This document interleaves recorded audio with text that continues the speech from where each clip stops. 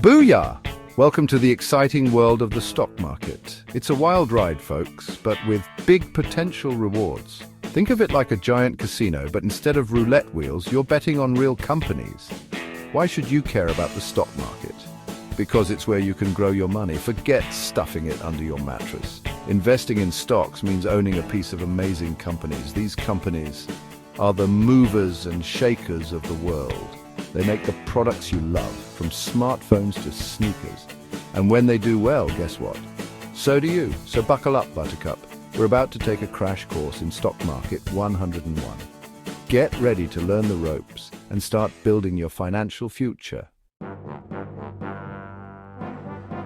All right, let's break it down, Barney style. What exactly are stocks? Imagine a giant pizza representing a company. Each slice of that pizza is a stock, also called a share. When you buy a stock, you're buying a slice of that company.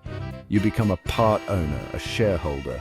And just like pizza, some slices are bigger than others. The bigger your slice, the more ownership you have.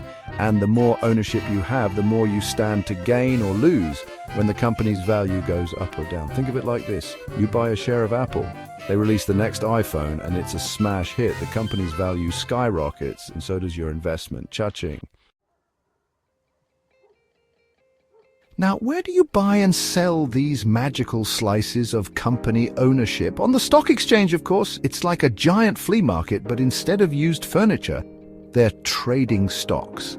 Think of it like eBay, but for stocks. Buyers and sellers come together, placing bids and offers. When a buyer's price matches a seller's price, bam, a trade is made. The price of a stock goes up when there are more buyers than sellers. It's like a bidding war at an auction. Everyone wants a piece of the action, driving the price higher.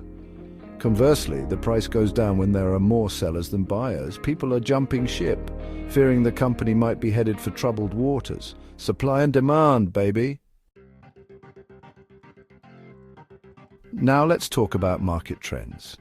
You'll hear a lot about bulls and bears. No, we're not talking about animals, although the market can be just as unpredictable. A bull market is when prices are going up, up, up. Everyone's optimistic, buying stocks like there's no tomorrow. Think of a bull charging ahead, horns high. A bear market is the opposite. Prices are falling and pessimism reigns supreme. Investors are running for cover, just like you would from a grumpy bear. And then there are the pigs. These are the greedy investors who get too caught up in the moment, buying high and selling low. Don't be a pig. Stay disciplined and stick to your strategy.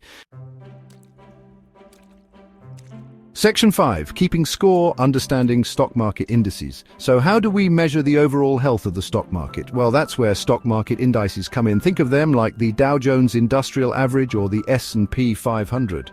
These indices track a basket of stocks representing different sectors of the economy. They give us a snapshot of how the market is performing overall.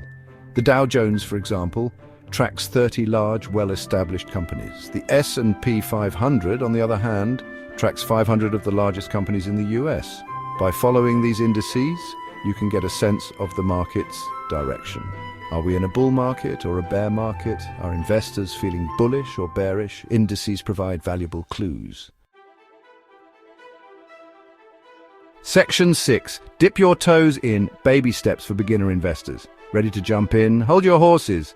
Investing in the stock market can be risky, especially for beginners. But don't worry, I'm here to guide you. First things first, do your research.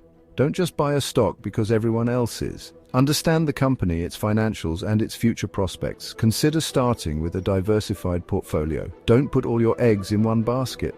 Spread your investments across different companies, sectors, and asset classes, and most importantly, start small. You don't need a fortune to get started. There are plenty of online platforms that allow you to buy fractional shares, so you can invest with whatever you can afford. Section 7. Learning from legends. Tales from the trading floor. Now, let me tell you a little story about a young whippersnapper named Jimmy. He was eager to make his mark on Wall Street, but he was green as a gourd. One day, Jimmy got a tip about a hot new. Section 8. The bottom line. Key takeaways for newbies.